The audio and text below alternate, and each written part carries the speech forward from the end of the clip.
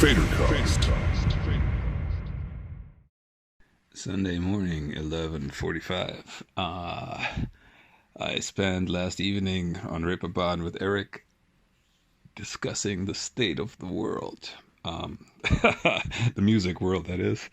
It was an interesting conversation because we talked about many things like how Hamburg is losing a lot of creative ground, especially compared to Berlin, because it seems that there's not much going on in Berlin. In Hamburg, where while everything's going on in Berlin music-wise, and what the reasons for that is, etc., etc. And we also talked about the weirdness of being a young artist and being completely clueless about how things work, and the difference in motivation.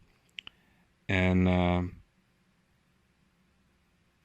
in a nutshell, what we talked about was that when we were young, we were extremely clueless, probably more clueless than today's young musicians, but there was a motivation with a clear structure, whatever. I want to play in the local tiny club, and then I want to play at the local festival, and then I want to have a indie record deal, and then I want to support this smaller national act, and then I want to do my own headlining indie tour, and then I want to blah blah blah blah, and then it goes on like that. Well, today, all kinds of musicians think that we kind of discussed this. We didn't know if it's the truth, but we thought that there is no real incentive structure, as in you don't want to sign with a label because labels are assholes. Just saying what the general thought pattern seems to be. Labels are assholes. Don't listen to managers; they want to fuck you over. Producers, they don't know what you want to do because you're authentic. You're not influenced by anyone, and you do your thing, but not really because you're not doing much, because you can't do it all on your own when you're 20. And again, where are you going to go? Because you don't have this, in general, this kind of, I go from A to B to C to D, because you always see what the supposedly same guy in the bigger city with the big connections does. And because they're all fronting, saying, oh, I have this, I have this, I have this. Well, of course they don't. They live in a tiny apartment with roommates, with 5 roommates. But they pretend that it's something else through social media and whatnot. So it's a really, really weird change in thinking and incentives for younger musicians. We didn't come up with a solution to that, obviously, but these are the kinds of discussions that are interesting and important to have, so that you don't lose touch with what the music scene is evolving into, because otherwise you're this old guy who's like, oh, the young kids, they don't know nothing.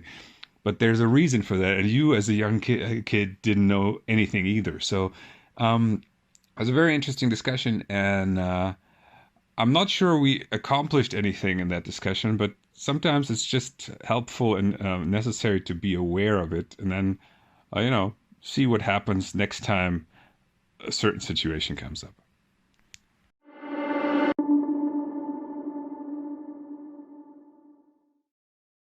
Sunday, 1:00. I just started a mastering session for an old school EBM band from Hamburg, and I just texted the main guy and said, about 6 of the 10 songs barely have any kick drums. And what that means is not that he didn't put kick drums in, but that he probably has a very big listening problem. And by that, I don't mean his ears can't listen correctly or something, but his room makes it impossible for him to listen properly and, make the right mix decisions, kick drum louder, snare louder, stuff like that. And what that means, what most people don't understand, is that your speakers aren't really that important. Your room is the most important thing when you listen to music. And why is that? Because imagine you sit in front of two speakers, one left of you, one right of you, and every sound that comes out of there, it goes into 360 degrees of all directions, basically. It goes to the ceiling, it goes to the back wall, it goes to the side wall, it goes to the desk, it goes to the floor, and then from there it reflects, and then it hits your ears. And there's also a tiny amount that goes straight from the speaker to your ears, but about, I don't know, 85% or more um, of what you hear is reflections from the walls.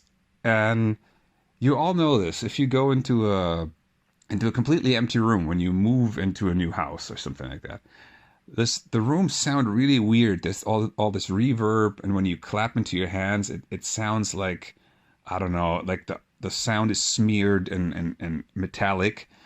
And that is because the room reflections are so strong in that case. And yes, if you have a couch and stuff like that, it gets less, but it still means 85% of what you hear, or 90% or whatever, when you mix at home, most of that is the room and it's not the speakers. So if you have an untreated room, that means you don't have stuff on your walls that helps with these reflections, that reduces these reflections.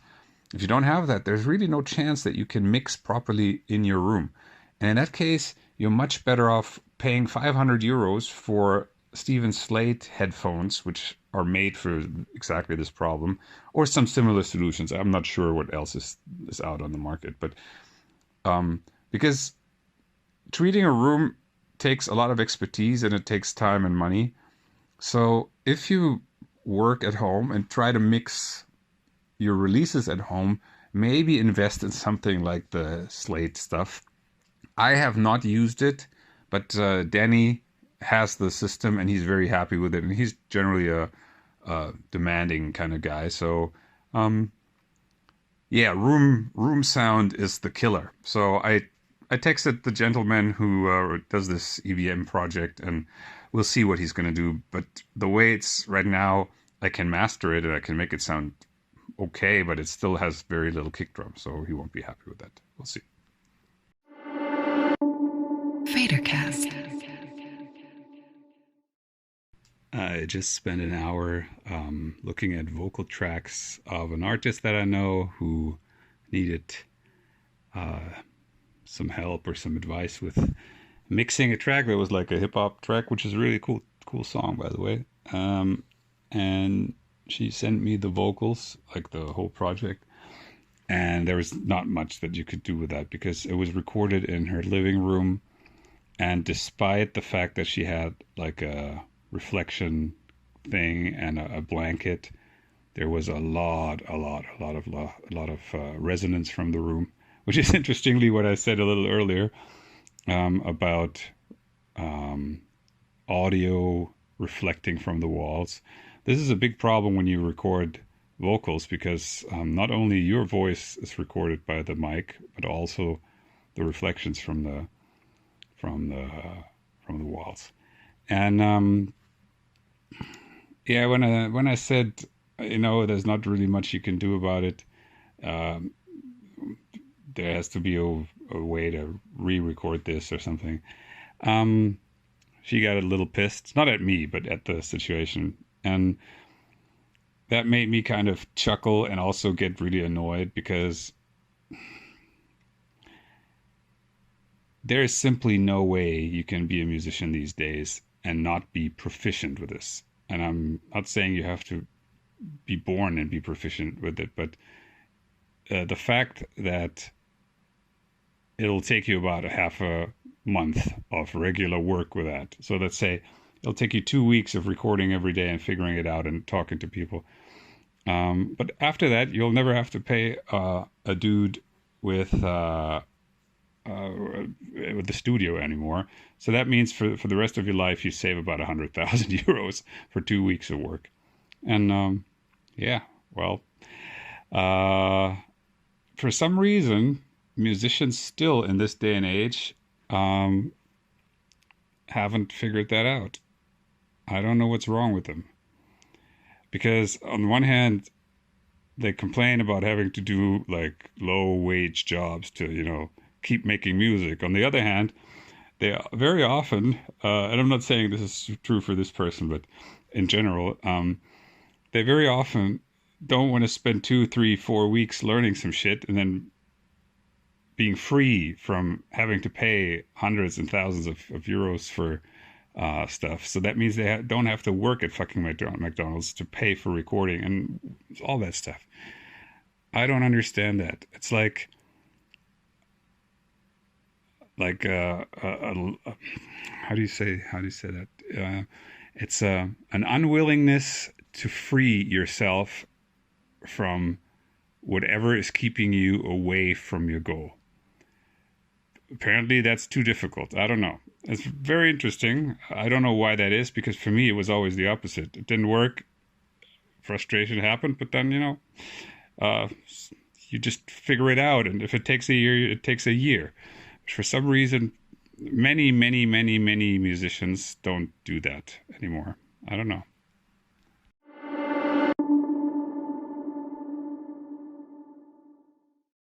Wednesday evening, what is it, 11 o'clock? My stage wizard buddy Roman was here for about 4 hours today, and we reset and rewired a new stage rack. Some of you might know that there's always been technical difficulties for us, not always, but regularly, which happens with electronic music, but I am also a loser when it comes to wiring and setting up stuff like that. And Roman, he's like a super pro at this. So we got together and got a big 10 unit rack instead of the smaller ones that I usually have. And what did we put in? There's like a power unit at the top. Then there's one thing free for antenna for in-ear and microphone. Then there's the units for in-ear and microphone. Then there's two new sound cards, because the old ones, one of the old ones was having shorts and it malfunctioned at the last show. And then there's a big ass, what do you call that? Like a drawer where you can put stuff in. And below that there's a rack mixer, which is like an X32 by Behringer. And it worked immediately. The wiring is super clean because he obviously knows what to do. So there's no bullshit wiring in the back, which is super exciting for me because I'm usually like gaff tape here. It doesn't matter if 10 wires are across, and he doesn't do any of that stuff. It was great. It was super neat and it worked. It sounded good. So there's apparently some difference in what we did now to what it used to be before, but I don't know what it was. Anyway, that was 4 hours, 4.5 almost, this afternoon, but it's well worth it. And I'm looking forward to using that in July in Gelsenkirchen. FaderCast. Thursday evening, 7 o'clock. I just did the first 90-minute full set for the show in Gelsenkirchen, and it went surprisingly well voice-wise. There's no problem at all doing the full 90 minutes with full shouting. My the cardio condition isn't that good, so that's currently holding for about 60 to 70 minutes, and after that I am dropping a lot in energy, but that's okay. I didn't bring any like sugary drinks, so I also biked here, so that was like 20 minutes of biking here, then 80 minutes, like 60 minutes of show level rehearsal, and that means it's 80 minutes of physical action, which means I should have brought like some sort of energy drink or like sugary, whatever, sort of fuel drink, which I didn't, but if you live, you learn. Other than that, I fucked up Tanzschuldreif here on every part, literally. First verse fucked up, first chorus fucked up, second verse fucked it up also. Right now, this is a song for all the dirty clubs. I don't know why I even sang that. It doesn't matter. But yes, overall, I'm very, very happy. The new setup that I did with Roman yesterday, it sounds really good. in-ears working really well. Mic sounds good. All the vocal exercises that I did seem to be paying off, and so I'm happy.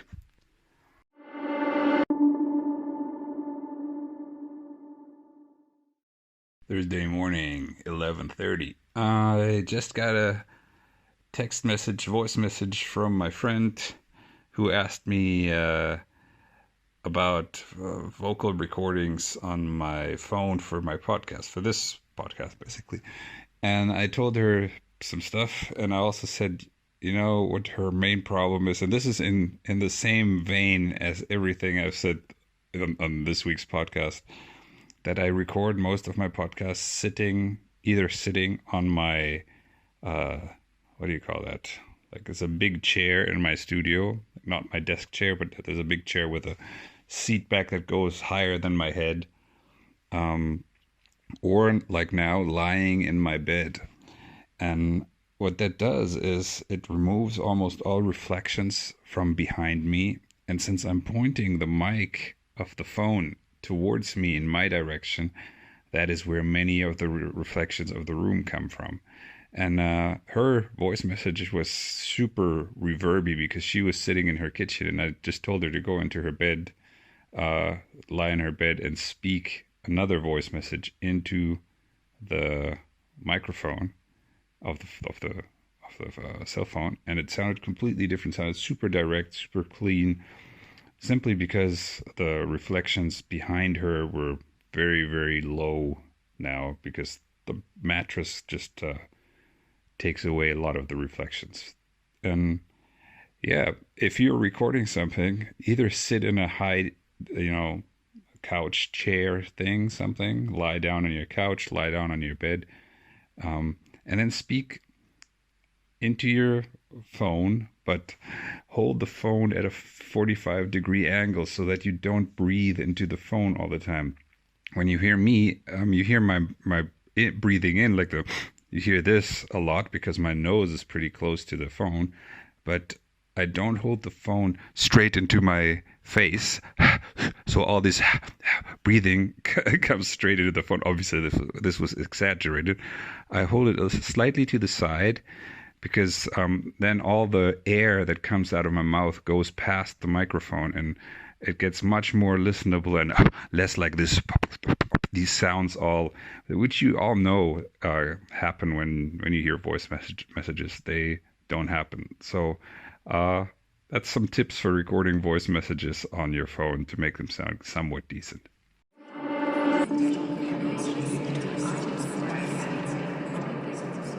Q&A.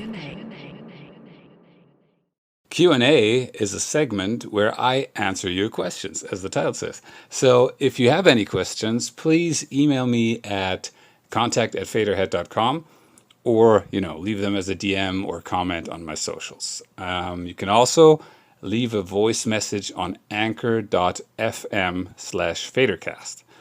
And to make it a little more interesting, I asked my lovely assistant Devanka, who owns the great voice that says FaderCast in between the different segments, I asked her to read the questions. So let's get to it. Nebelblume asks, how do you deal with having a career in multiple lines of work? What are the pros and cons you experience? That's a good question. And I really have to say that I can only recommend having a career in multiple lines of works, even if you're not an artist or something. Because, I mean, there is just upside, really. Because you just don't have to do the same shit day in, day out, 40 hours a week or whatever, 38 hours or 50 hours, whatever your job is. Just that on its own is worth so much because who wants that? I mean, maybe someone does, but most people would love to do something, something different every now and then. And I very early in my life, I noticed that is me, that every now and then, like every other day or something, I need to do something completely different. This has changed a little, but in general, having a career in multiple lines of works is just good for your head, for your mental health. And for me also, it was important because I never knew if I would make $1 or €1 with my music. So not being reliant on income from music was one of the main objectives when I started making music, because simply, first of all, I wanted to have a decent life where I can, afford some stuff every now and then, and not be rich at all, because I have seen in my life that being rich is not very important at all, especially not if you're really unhappy, which I've seen many, many times. Also, what but it's still important to be at least somewhat comfortable if you want to lead a decent life. And by comfortable, I mean, you don't have to worry about next month's rent. You don't have to worry about, if my car breaks down, do I have the money to fix it? Maybe I want to go on vacation. Okay, I can afford this. I need new pants. I can buy some new pants, stuff like that. If you have that, then you're basically covered, and you can put some money away for the future. I think once you have that, then you're good. And obviously, if you can afford this, also depends on your lifestyle. But going back to the question, not having to make money from music means you can sleep a lot better, because music is, especially in the beginning, is very unreliable when it comes to making money. Right now, with Spotify income and Patreon and live shows and all that, my Faderhead money is much more stable than it used to be 10 years ago. But that's like, I'm in year 15 of Faderhead, so that's a different thing. So in all the first years, it was very, very good for me to not have to do anything I didn't want to do, because I made money as a photographer, or I made money in the fitness industry, and these things, or like as a teacher, like lecturing in the fitness industry and at university, and these things freed me up to do whatever I wanted in music, without having to worry if my fans would buy the shirt because they like the design more or whatever, or without having to worry if I can make an EP full of ballads, things like that. And that is the most important thing for me about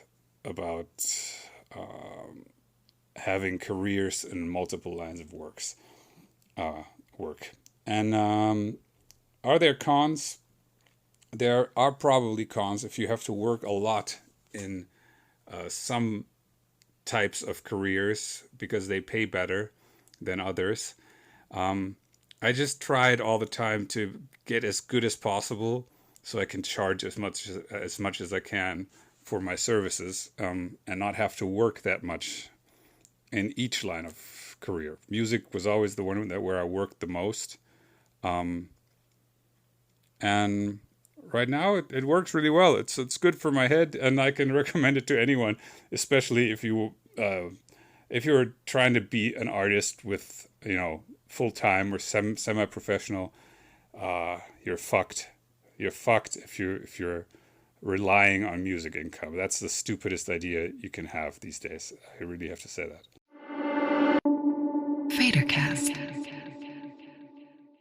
Friday, 5 o'clock in the afternoon. Today is the release day of the new Lord of the Lost album, Judas. And you probably have heard me say once or twice that I wrote one song on that album, which is the song 2000 Years of Pyre.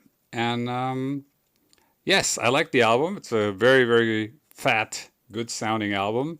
Lots of songs, of course, because it's a double album. If you like dark rock, check it out.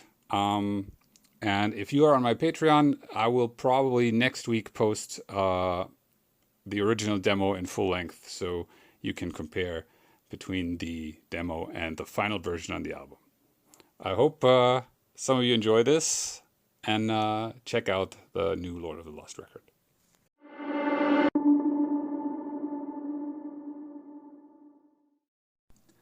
Thank you for listening to this episode of FaderCast. If you have any questions or suggestions, please email me at contact@faderhead.com, or you can find me on Instagram at Faderhead_official, and everywhere else just under Faderhead. Please be a friend and tell a friend about this podcast, and hopefully until next time. FaderCast.